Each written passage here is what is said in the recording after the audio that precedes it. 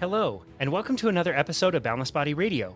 I'm your host, Casey Ruff, and today we have another amazing guest to reintroduce to you now. Doug Reynolds is a returning guest on our show. Be sure to check out his first appearance on episode 532 of Boundless Body Radio. Doug Reynolds is the founder and CEO of Low Carb USA. The original organization was founded in the beginning of 2016 with the initial intention of providing a platform through an annual conference for internationally renowned scientists and medical practitioners to present the ever-increasing body of evidence on the benefits of reducing carbohydrates in the diet.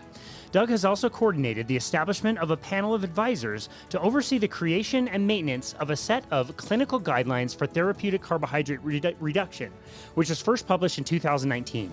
Currently, Doug is the president of the Society of Metabolic Health Practitioners, or the SMHP, and this organization now provides education and training to metabolic health practitioners and serves those who are interested in making a difference in worldwide metabolic health.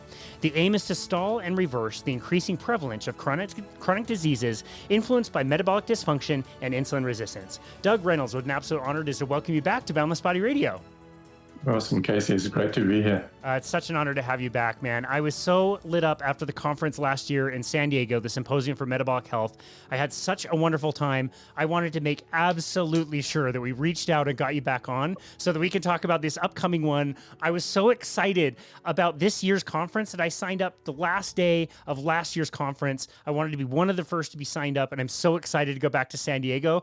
I did no tourist activities in San Diego. I stayed in the conference center with everybody else and had such a wonderful time. I can't wait to join you again.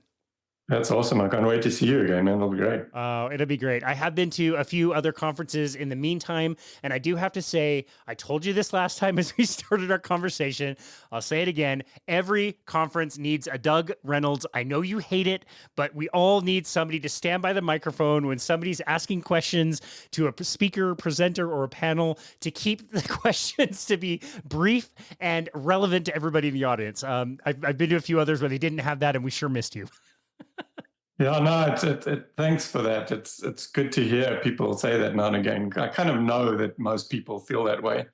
The people who I have to sort of shut down a bit, obviously don't necessarily appreciate it that much, but everybody else does. So that's why I keep doing it, because I know the majority of people would rather that it runs smoothly. So they do really appreciate it. It really makes a difference. Next time I get up to the microphone and start asking Gary Taubes about my latest cholesterol panel, you can just take that hook and just hook me off to the side. Get me off. Hook you off the stage. Exactly. Yeah. Oh man. Well, we've got some fun stuff to talk about today, including the upcoming conference in San Diego. I'm so excited for that. I really wanted to focus on your work with the Society of Metabolic Health Practitioners. We talked about that a little bit last time, but we didn't really do a deep dive. And I really want to talk about what the nexus of that idea was and how that's going. But to get started, I do want to talk about an event that happened that we also just briefly touched about. You said we could fill an entire podcast up with different stories about. Obviously, we won't do that today, but I would like to talk to you about your experience where you did a low carbohydrate conference in Indonesia. I actually don't know that much about it. I don't even know exactly when it was, but that must have been quite the task to try to bring this type of a conference from your backyard to somewhere completely different. I would love to hear about it.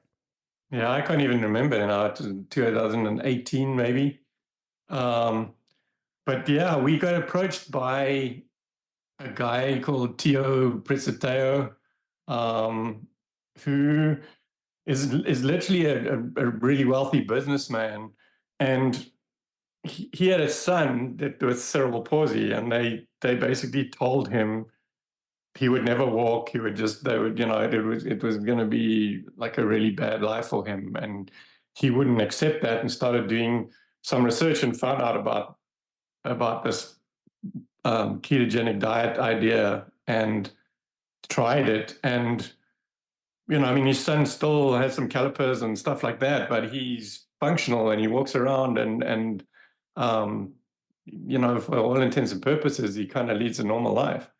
And so he now started going around Indonesia, literally going to hospitals and practices and talking to local doctors and teaching them about this. And he had, back then, it was a few years ago now, and he had hundreds of doctors that were in his community, and a global community of adopters and patients that was huge. I mean, ketofastosis, I think, is the thing they call it. And they use this like almost like a gang sign and stuff. And it's just amazing to see how passionate they are about it. So he invited me to come and help him do an event over there. And so I got three of my speakers, sort of opened my Rolodex, but I went with Gary Fetke and Georgia Eade and Eric Westman. And then Pam and I went over with them. They all came with their, partners as well. And it was just the most humbling experience. I think is probably the best way to describe it, to see, like, we were the one place where I've literally been treated like royalty, you know what I mean, by all the people. I remember after the conference, like the whole crowd like came in and they were all wanting to talk to us and take pictures and stuff.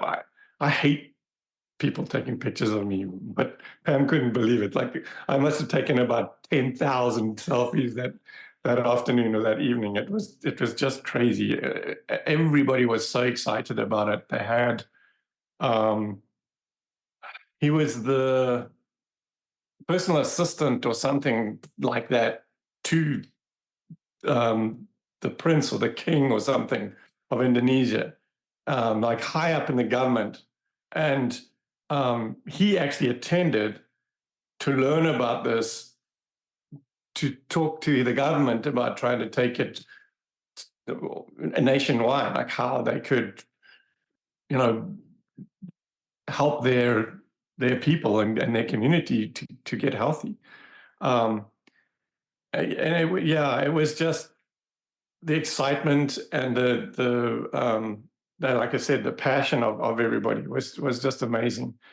And then we went. They sent us to Bali for a couple of days after that, to some resort that just to say thank you. And he kind of put me to shame, because I sure as hell don't treat my speakers like that, So it was just like, we'll talk about the SMHP later, and the whole idea that we had there for that was to have this as a global organization. And this was before the SMHP even really happened. And but already we were, expanding and reaching people outside of the US. And to all of us, it was, I know, everybody, Gary, Eric. I know Eric, when we came back later in the year, we did an event in Seattle where Eric was speaking as well. And he kind of hurried through his talk, and he got to the end and he had some time left, and he said, "Doug, do you mind if I talk about that Indonesia experience?" Because he was in tears by the time he finished talking. He was so moved by the experience that it was special.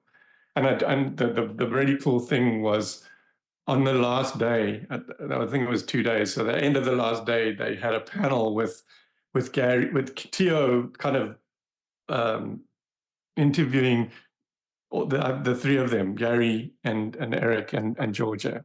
And once they finished finished the panel discussion, Tio's wife came in with I forget his name, but with the son, and actually he walked up onto the stage. Gary was in tears. It was just so amazing. And it was one of those things that stuck with us, like something that we kind of, a bond that we share almost through having gone through that experience without the rest of those guys that were there as well. It was just great.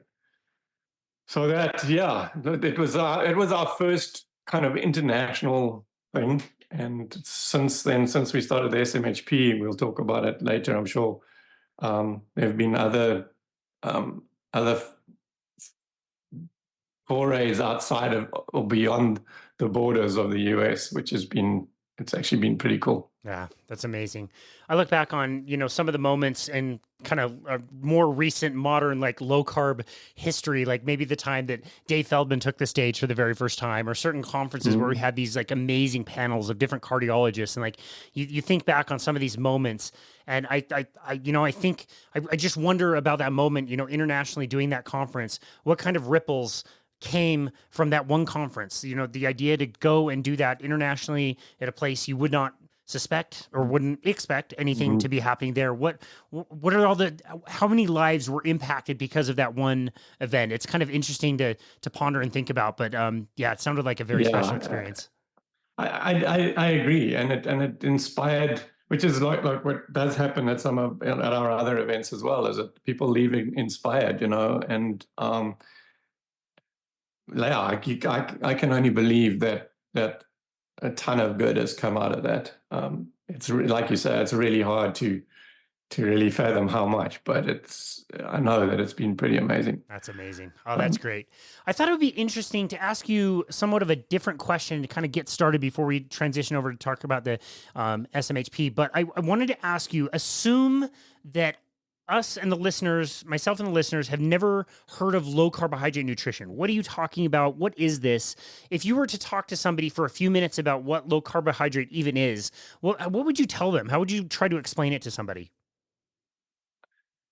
Reducing, I suppose it's like that low carbohydrate means the same thing. You don't want to say the same thing, right? But basically, that you're eliminating unnecessary food group from your diet for the most part.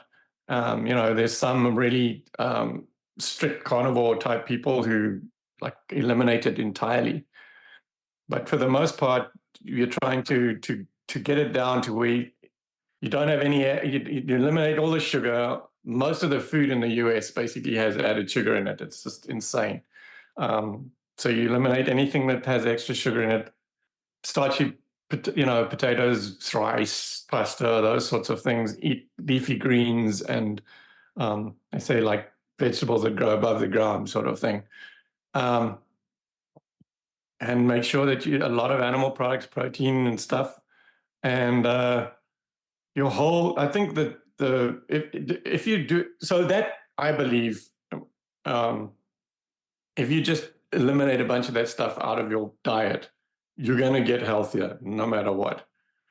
But if you eliminate it enough, that's where the ketogenic thing starts to become that thing. So when it's low enough, your body is not able to source glucose anymore for energy, and so it starts your whole metabolism changes in order to produce ketones, and the ketones are another source of fuel, and supposedly for your brain and stuff even better than glucose.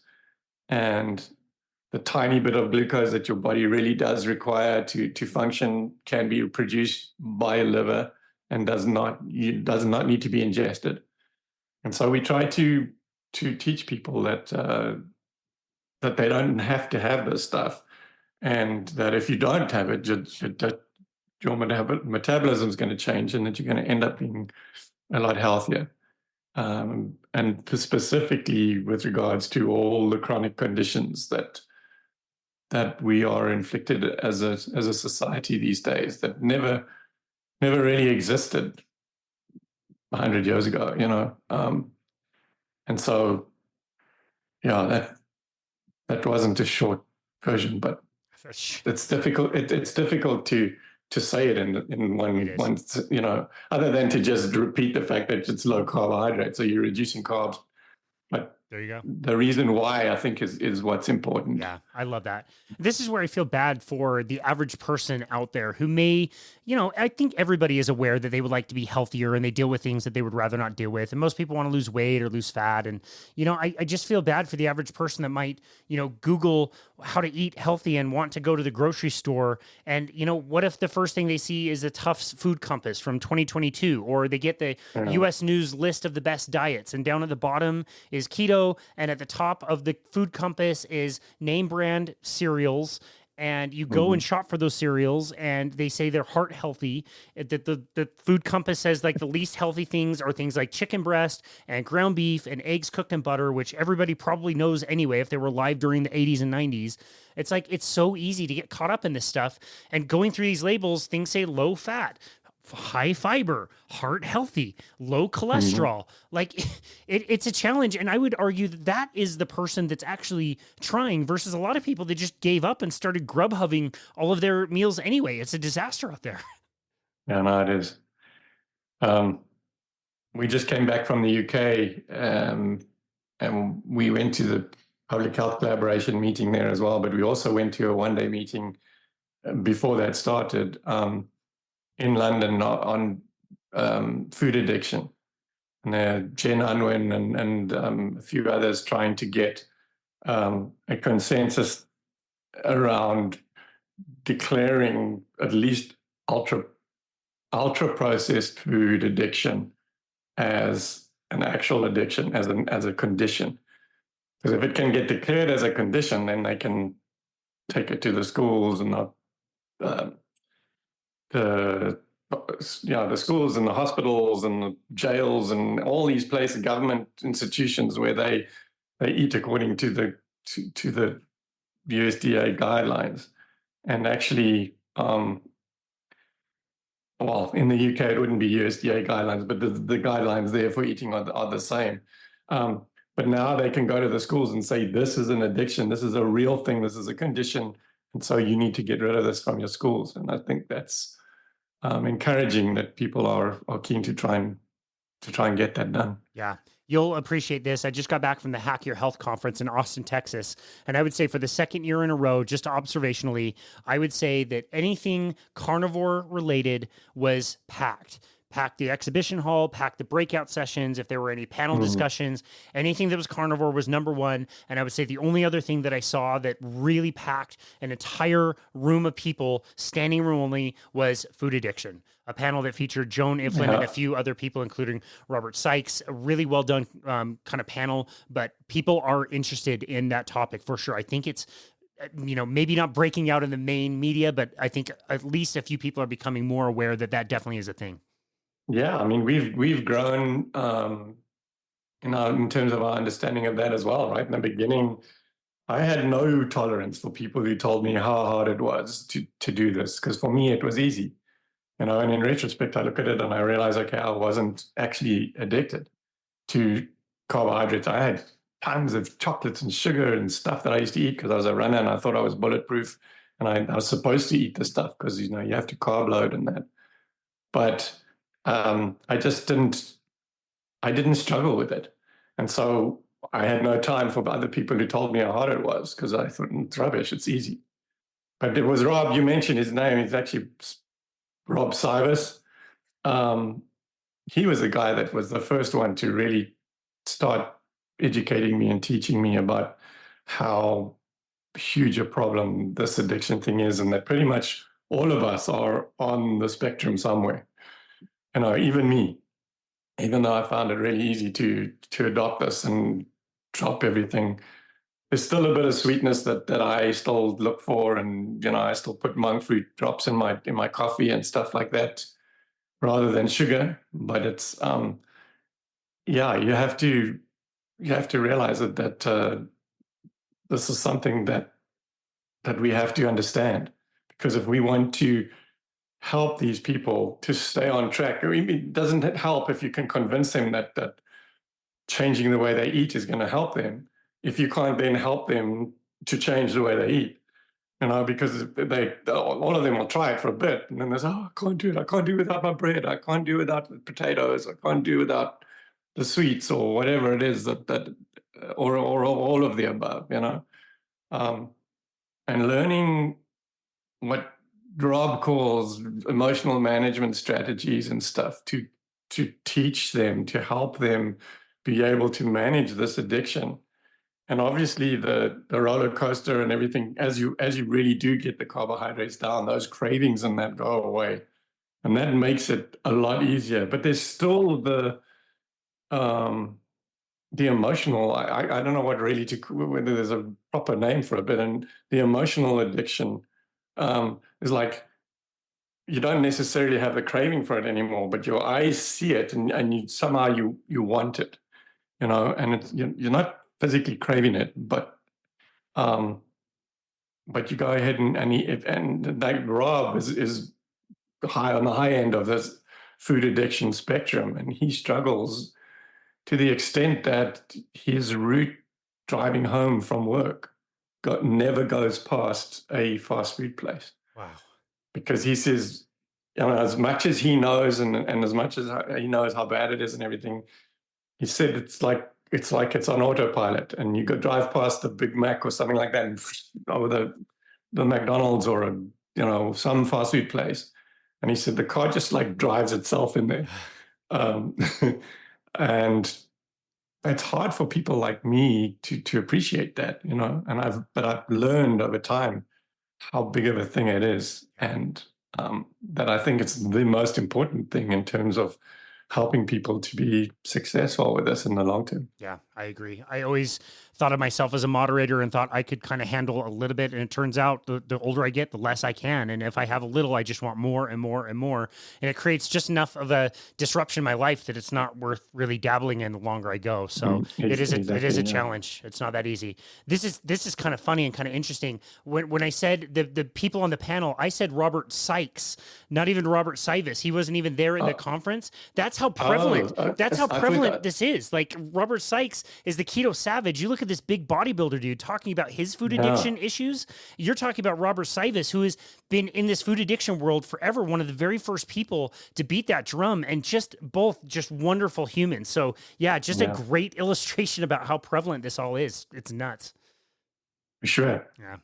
I would love to know why the SMHP had to be started. Why was it that we had to create something to give what we would all presume as people that are the most educated in the world, doctors?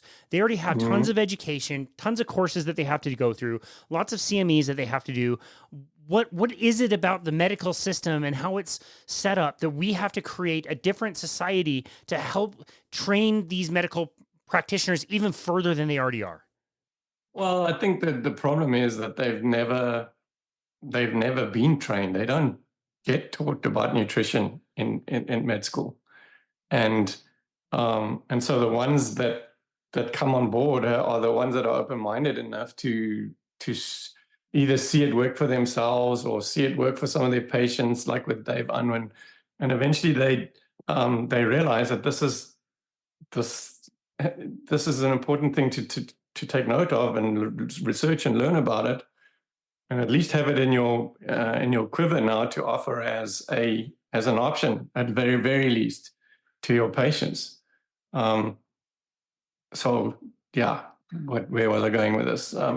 No, it's great. I just wanted to know, like, what was the origin of why this needed to be created? And I love that you said that, actually. This is something that I'm always curious about, is that doctors don't receive nutritional education. And the big push right now is that doctors should receive more education about nutrition. My like thinking around that is, if they did, wouldn't they probably get more trained into the incorrect ideas of like calories in, calories out, and cholesterol? Wouldn't that make them almost even more ingrained in the wrong stuff? Even worse.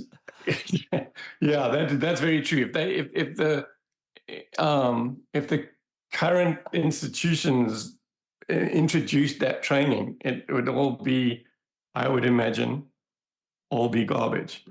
And so, yeah, we've got, in the SMHP, we've got one of our board members, Laura Buchanan, her husband is kind of the chair of our advocacy committee.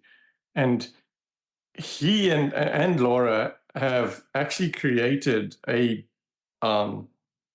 do they call it, like an elective, like an actual training program that has been accepted, I think, in their local school, but we obviously would like to get that further out there. But there's an elective with training that we know is solid, and that's all we can do, I think, is just try to continue with these programs and stuff, and one brick at a time, you start building this this building. And it's just so cool to have them so passionate. I mean, they literally a couple of years ago were at our event in Boca, I think just before COVID, and both at that stage were still interns, and yet they were at this meeting and they were there to learn and to see young people who are not sick or overweight or anything that may have had been a reason for them to try it. They just somehow got introduced to the science, and they saw the science for what it was. It's one of those things, once you see it, you can't unsee it. And so now they're both like dedicated to trying to make a change, and they're doing amazing work. They're wonderful people. We've hosted both of them on our show. They're absolutely fantastic. So tell us about how this first began and how this got to be created. Obviously, we saw the need for this because the doctors, again, they're not trained on some of this stuff. How were you able to do this? I believe this was your idea originally, right? I can't really claim credit for it like that much. It really was Tro Kalajian. Also at a Boca event, I don't know if it was the same one that, I don't think it was the same one that Matt and Laura were at, but he supposedly spoke with Pam about it at some point during the conference, and she didn't ever tell me about it, or she says she did, and I forgot that she mentioned it. But I saw him tweeting about it in about the March. So about a month later, I saw a tweet from him about, we need to have an organization that represents us as practitioners who do this. And because the ADA and the AMA and all these other organizations are just combative, really, towards people that want to do this in their practice. And so he was saying, we need an organization that is there for us. And I had already started on Low Carb USA. I already recognized the fact that we needed some kind of place where these doctors and practitioners could belong to and talk to each other and commiserate a lot of the time. And so I wrote to him and I said, like, I'm already trying to do this in Low Carb USA, but it's not working. We had like 10 people sign up for it, and it wasn't working. And so I said, well, let's rather try and work out why, and then change it, and hopefully we'll be more successful. And sort of we went backwards and forwards for a while, and eventually sort of it just became apparent that we needed to have some nonprofit organization that did exactly that represented all the practitioners that embrace the concept of TCR. It's become known now, therapeutic carbohydrate reduction. And so we don't talk about low carb anymore. We just talk about TCR. And so, I got him and 5 other people that we got on. We put a board together, and then COVID hit. And so during that time, I learned how to establish and create a nonprofit and how to run one. And, I had to create the bylaw, learn about how to create the bylaws and the articles of incorporation and all this stuff that the hoops that you have to jump through to establish this. And then we were dealing with the government, which is difficult at the best of times, but now it's COVID. So skeleton staff, people working at home. I was actually surprised. I thought it was never going to happen until this COVID thing was over. But it actually did. It was slow, but it actually did happen. And then at the same time, we were engaging people to build the website for us. The Keto Mojo had started a new ketogenic foundation. It's a nonprofit there. The idea was to fund research and stuff in the sphere because people struggle to get money. And so they gave us a donation, a seed money to get this whole thing started. And look, without that, it wouldn't have happened either. Wow. But yeah, we launched it in December in 2020, which is basically still in the middle of COVID. And what's that saying? Like, build it and they will come. I tried so many times and nobody came. And I had none of us had any idea that this was going to work either, except for the fact, I suppose, that I had at least 5 people that I really respected that I had on the board that all believed that what we were doing was going to be a good thing. And they were all in practice and that, and they felt like this was going to be something that people wanted. And so we put it out there and people wanted it. It was so cool. Wow. And so one of the big things that I'm most proud of, I think, is that we established an accreditation process or a number of different pathways that people could become accredited. So anybody can go to the website and log their information in there and register as an SMHP provider. So people got a really good search database that people can look up, try and find a doctor that will help them. But we also have a membership where that's how we fund ourselves. And so we collect this membership money. And so the members are then able to go through these processes. There's an education only one where we use the training programs from the Nutrition Network. And we've identified like a core set of modules that people have to submit to and to do that training and then establish what we're calling conditional CMHEs, continuing metabolic health education credits, right?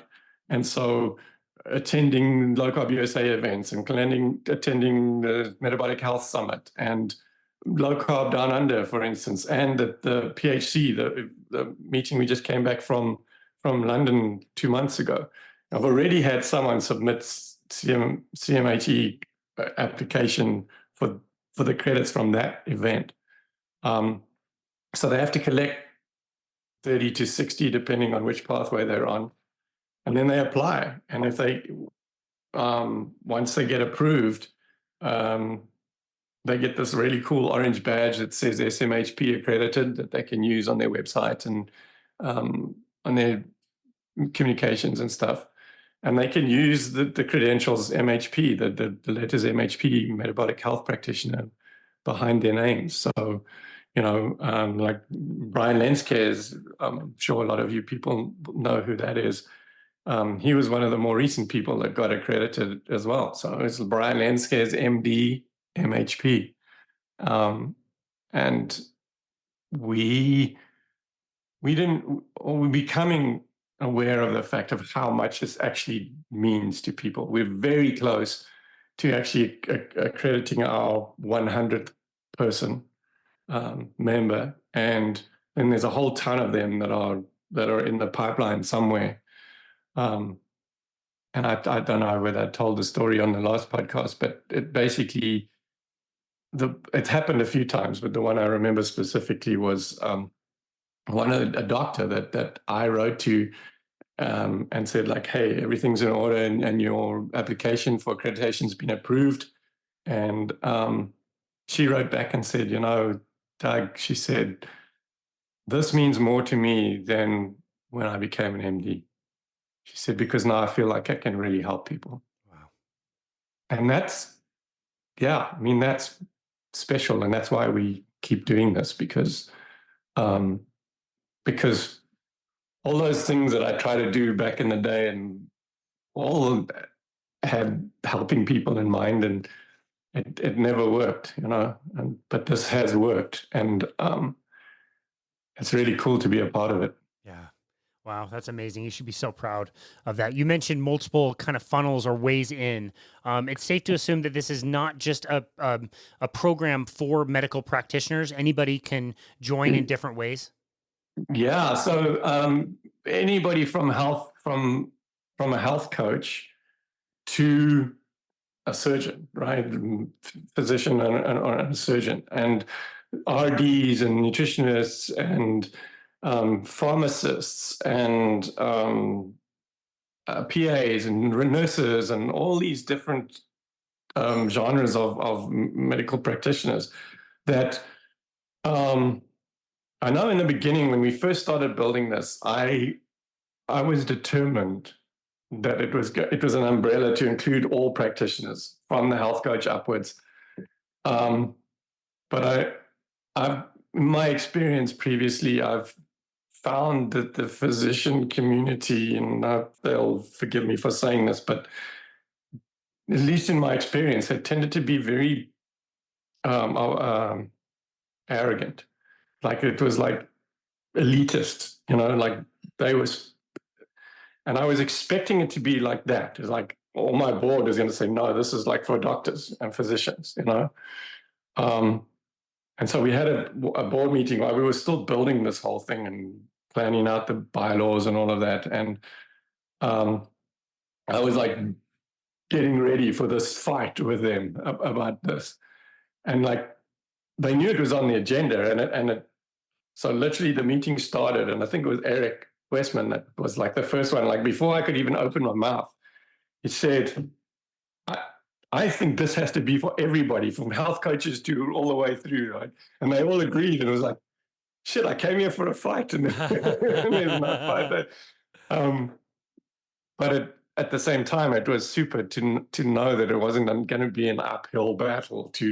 And they all said, like, we need all of these people in the team, right? This is a team sport, and every time we talk to a patient and they realize that changing what they eat might be a good way to try and alleviate some of the symptoms or reverse this condition or whatever, that they really they can't just go off and do it. I mean, I managed to eventually work out how to do it, but it took me years to get it right all on my own. And most people are not going to go and do the amount of research and stuff that I did in order to try and learn how to do it right. I mean, there's more and more help nowadays than there was 10 years ago. And I think, they were learning from the internet, but the internet nowadays is also, there's so much garbage on there as well, So to have a place where they know that they can go to, and then anything that they get exposed to or learn on there is going to be rock solid.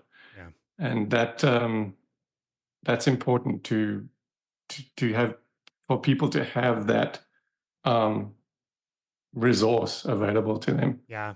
I that's really encouraging to somebody like me who, I'm not a medical doctor. Obviously, you shouldn't come to me if you want prescriptions or surgeries. I'm not your first person to come to. But, as a health coach and as personal trainer for the last 17 years, I've helped people in various stages for thousands of different people in like different ways, like more practically, that as a doctor, it might just be a little bit more difficult to know what it's like one-on-one to work with somebody who is an emotional eater or has those addictive, personalities. And it's so cool to me that all of us can have our part and we can all do what we can to help people wherever we are in whatever capacity it is. Right. Exactly. And so, and like, I was super excited that the board all agreed. And so there was no fight there. And we've always, since then, our whole thing is like, we represent the team, not any particular individual or any particular type of medical practitioner. Yeah. So, I'm kind of quite proud of that too, that we were able to do that. Yeah, good. I'm glad you're proud of that. You really should be. I think we've got a good sense of the mission of the SMHP. What about the vision? How do you see this moving forward in the future? Well, the hope is that eventually these other organizations that teach all of their physicians and other practitioners all this rubbish, that they kind of fade away, and that our organization is the go-to in terms of how to do all of this stuff. in the long term, I would hope that we get, we've got a few hundred, we got, I think, heading up to 500 members now. So 10,000, 100,000, how many more? I feel like we need to get to the stage. I can retire when it's like smoking. Like, everybody knows smoking's bad for you. Some people still do it, but most don't. And we just know that that's it, right? I wanted to get to a point where it's the same with this, that everybody knows that this is the way we should be eating in some form of it. And some people will still eat all the crap, and that's okay, but it's their choice, and it's an informed decision. They have been informed, and they know, and they still choose to do it. It's their life. They're welcome to. But hopefully then the majority of people won't be doing that. And our medical system will be so different when we're not spending billions on just on type 2 diabetes alone. Imagine if I mean, anybody that starts doing this, almost all of them, their diabetes is reversed and they get off all their medications. Imagine if all the billions of people with diabetes all started doing this, and suddenly, I don't know that the pharma companies would ever allow that to happen. They'll find a way not to. But eventually, I feel like that it's going to get to the stage where the majority of people, the people that have diabetes now, are going to be the ones who know that they shouldn't be eating this crap, but are eating it anyway. Yeah. And the rest of us are going to be healthy. Man, you say those numbers, 10,000 and 100,000, you just think, oh my goodness, we've got so far to go. But then you got to think backwards and think there was one person. That's nothing. You think about it. 100,000 doctors is still nothing compared to the one that, I mean. It's true. It's true, but also it should be everybody. It should be, but it started with 1, and then it got to 10, and now it's going to get to be 100. Like, it is getting there, and hopefully, you brought up Matt and Laura. Like, other doctors at some point are going to start to notice these other doctors that are full of energy, love their jobs, have their patients getting better, and they might be like a little bit jealous of, like, what are these guys doing? They look like they're having a great time. Yeah. Yeah. Yeah, but it's still funny, they see that, but then they ask them what they're doing, and they get told, and it's like, and then they shut down, because it's like it's a no-go area almost in their brain, that they literally are so, there's so many of them that are so anti the concept of it, even, that they're not even prepared to look at it. And Gary Fettke is one that's mentioned it, at least one. I'm sure there's been others, but that there's a class action lawsuit waiting to happen here at some point, where your obligation is to first do no harm.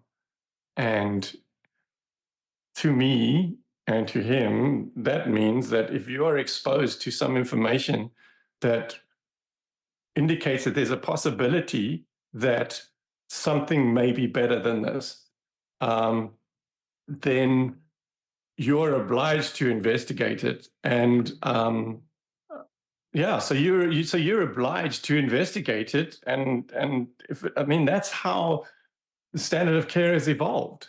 The way doctors treat their patients nowadays is not the same as it was 100 years ago, for the most part.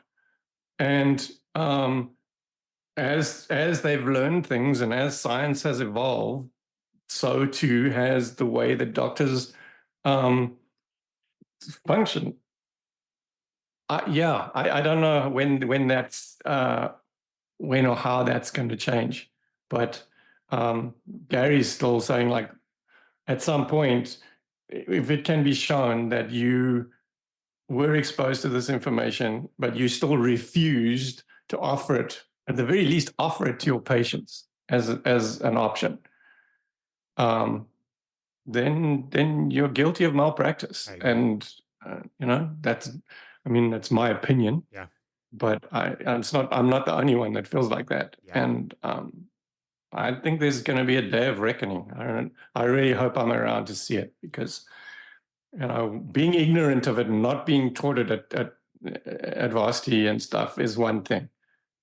But then being exposed to it and seeing all these millions of people that are benefiting from it and responding and refusing to offer it to your patients, or to at least investigate it with an open mind, that's malpractice. So Yep, I agree. And of all the people who can make that type of a statement, of anybody, it should be Dr. Gary Fettke, who literally put his neck on the line to be able to talk about what he talks about. And you think about him, and you mentioned Dr. Lenskis and Dr. Tro, and how unhealthy all of them had to be to eventually find this information and make this their mission. It is very, very inspiring, which brings us now to the upcoming conference, the Symposium for Metabolic Health 2024 in San Diego. This is going to come out with enough time. People will have enough time still. There's several weeks between now and when the conference is coming out. People can book their tickets and come check this out in person. Tell us about the conference. Tell us about this year's conference, anything special and new, and why somebody should really consider coming out to this. Yeah, starting was another Tro thing, but starting last year in Boca in January, we had a whole focus day. The very first day was all focused on food addiction, and it went really well. And so since then, what we decided to do was, like, each time we have a conference is to have a day that focuses on a particular condition. So in San Diego last year, we did cancer. In Boca this year, in January, we did type 1 diabetes, which was just an amazing event as well. And the focus for this one coming up in August is mental health. And that's a big thing that's kind of in our space has kind of exploded onto the scene in the last couple of years. I feel like the Bazookies and the Bazooki Foundation has probably got a lot to do with that, because they've put some real money behind research and promotion of this, and then getting some research in the works to actually show clinically that this intervention works. We just came back from the PHC in London, and a lot of the talks there were on mental health. And it's like a couple of years ago, there were no talks on mental health. And now we've got 7 that are specifically on mental health. And then through the other 3 days, the other speakers are, some of them are kind of having that mental health as a bit of a theme through their talk as well. So I am really excited about this, because I feel like it's something that affects so many people. And I mean, all of us in a way at some stage. My mental health, I believe, is much better than it was 10 years ago. And I wasn't really sick, but there was stuff and a lot of aggression and anxiety and things that have lifted since I started living this way. And so to be able to help people that are really sick is amazing. I know I've told this story a couple of times. I don't know if I told it to you, but so named Chris Palmer had a talk in Boca again, just before, I think it was the meeting before COVID as well. And he kind of finished his talk describing a case. And it was I believe the patient had schizophrenia. And he kind of described what that person's life was like to live as they were. And then going through this intervention and now showing that he was basically functioning as a normal person with no medications, functioning in society and living a great life. And he finished telling that story. That was like the end of his talk, and it was like you could hear a pin drop. Oh yeah. Everyone had a lump in their throat. I had to get up there and sort of kick off the Q&A session, and I couldn't speak because I don't think we all really appreciate, and I didn't until that little thing where he described what this person went through for real.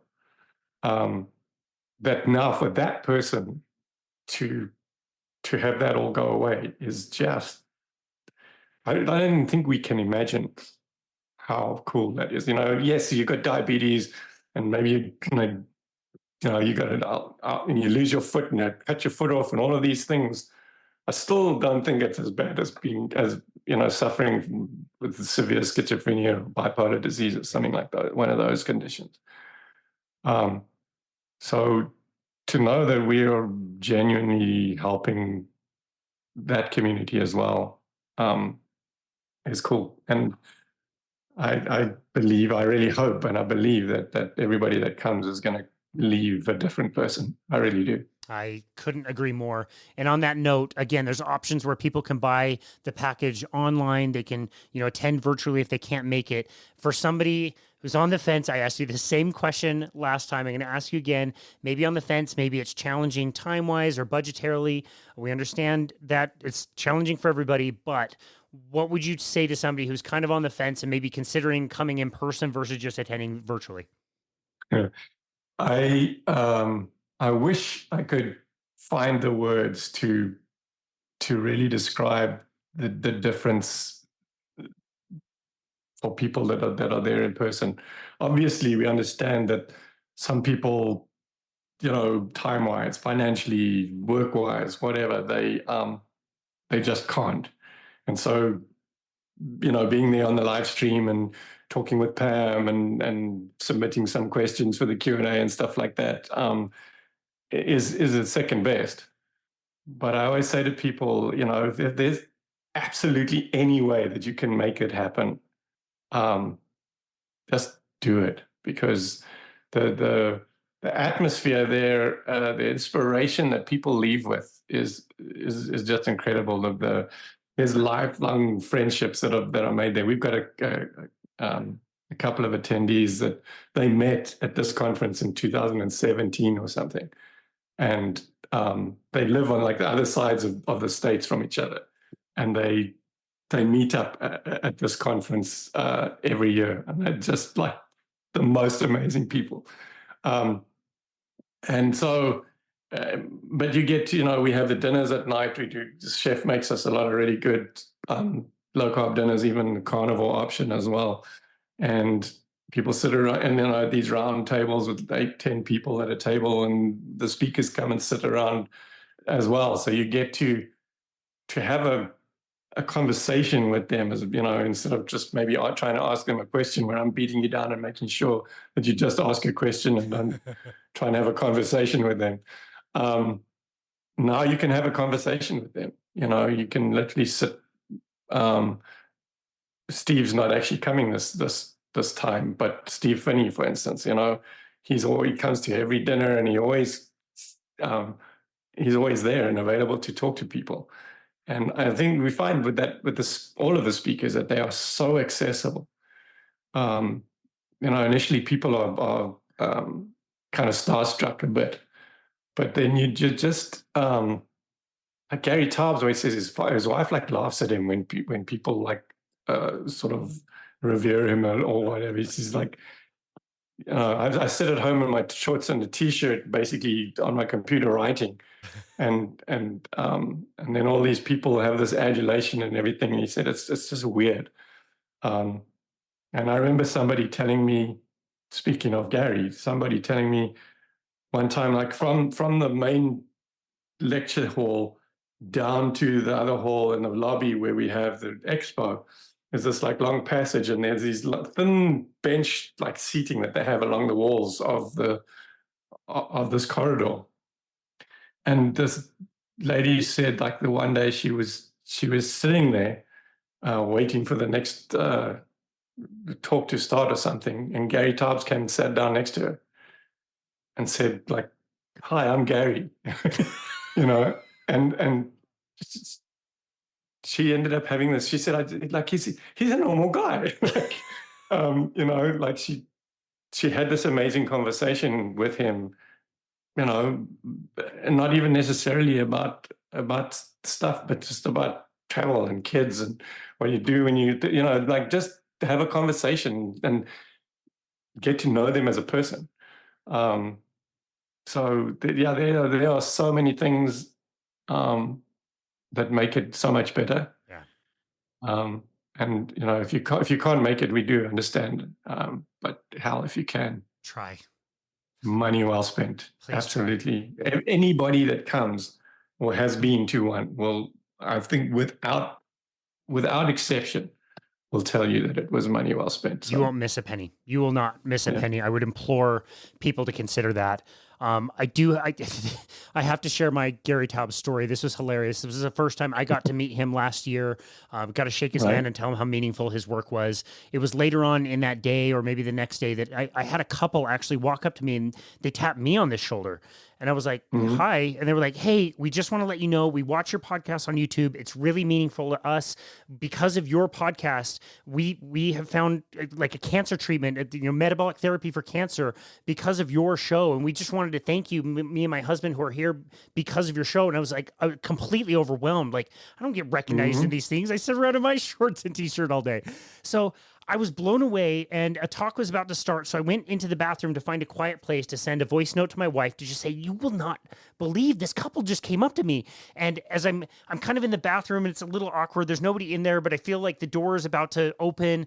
And so I kind of shuffle away to finish my voice note, and I go into the back the stall, and I close the door and I finish my voice note. I open the stall to leave. My phone is open in my one hand. Gary Taubes is facing me. I look up at him. He looks down at me as I'm looking up at him. My phone's open, coming out of the bathroom stall. And he just waits for a second and he says, in the most perfect Gary Taubesian voice, I won't ask. And for people who don't know Gary, that thing about looking up and him looking down is very real. He's about 8 foot tall. It's crazy. He's a big guy. He's in great shape. His presentation last year, as a prelude to kind of his book, Rethinking Diabetes, was absolutely wonderful. And yeah, on a more serious note, man, I cherished my time there last year, and to be with people who are like-minded, who are wanting to know the truth, or wanting to find ways to share it, wanting to find, you know, resources to be able to learn about it. And if nothing else, just to understand that you're not alone out there. There is a community out there. You can talk with people. You can make great friends, lifelong friends that you get to spend time with. It's really a wonderful experience. You've done such a great job curating these over the years, and it's such an honor to be able to attend these shows and to, again, host you on this show again today to talk about all of your work and all of your work with the HMSP. It's wonderful what you're doing. You're doing such great work. Doug Reynolds, where would you like people to go to find you and connect with you and your work, and where can they find information about the upcoming conference? Yeah, just so the smhp.org is the SMHP's website, and lowcarbusa.org. That's the one you need to go to sign up for the event.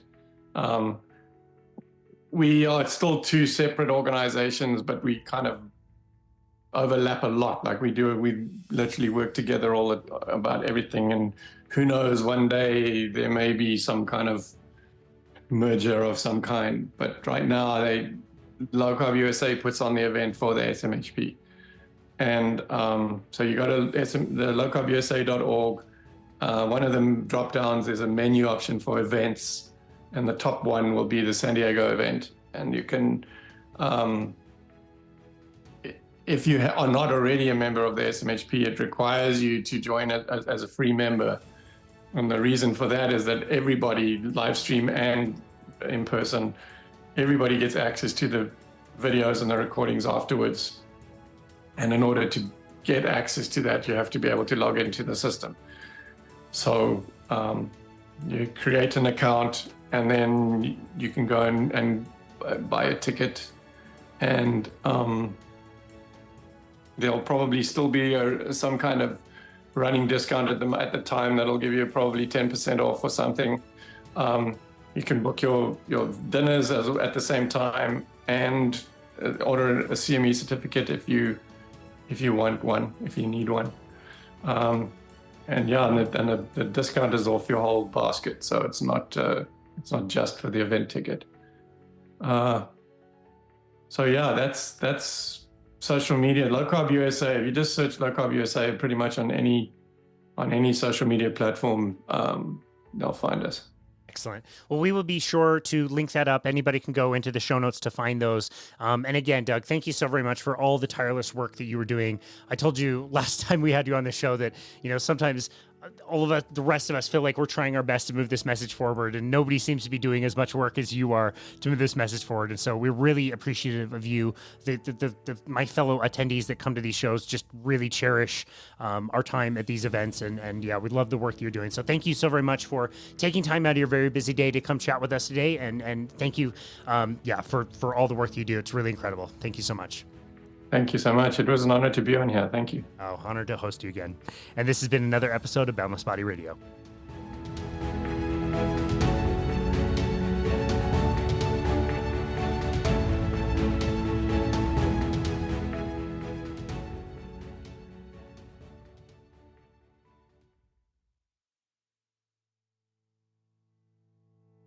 Thank you so very much for listening to and supporting Boundless Body Radio. This podcast is such a passion of mine, one of my favorite parts about running our business, and none of this would be possible without our incredible guests and listeners like yourself. Thank you so very much for all of the amazing reviews that we get on Apple and Spotify. Trust me, we read them all, and it means the world to hear that you are enjoying the show as well. I am very excited to announce that this summer I will be hosting a nutrition seminar series. This is actually a project that I started after I became certified as a nutrition coach. I wanted to get a group of people together to discuss all aspects of human nutrition, and as a bonus, I did the whole thing outside by a pool, which was great. After the pandemic, I stopped hosting the series, but this year I've decided to bring it back. Each week we'll have a particular topic and an agenda. We'll have outlines that include references, and also meal plans, guest appearances, book giveaways, and more, all for free. For those of you who live in the Salt Lake City area, the seminars will be hosted every Tuesday at noon, starting on May 28th, and will run all the way until September 3rd. The seminar will be hosted outside, of course, at the beautiful Bowery Park in Daybreak, where I live. If you're available and in the area, we would absolutely love to see you there. If you are unable to attend, either that day and time does not work for you, or you don't live in the area, good news for you as well, we are going to put all the recordings and post them on YouTube, where you can submit listener questions in the comment section, which we can address in future seminars. I'm also including all of the seminar materials on our website, so you don't have to miss out on the content. My goal is to make a comprehensive yet simple understanding of nutrition so that anybody confused about how they should eat can create a framework for themselves based on their individual goals. As I said, if you're interested in participating, we'd love to have you. If you can't make it into the in-person seminar, be sure to subscribe to our YouTube channel and also our website at myboundlessbody.com/seminar to find all of the resources, videos, and a fun quiz. Either way, thank you as always for listening to Boundless Body Radio.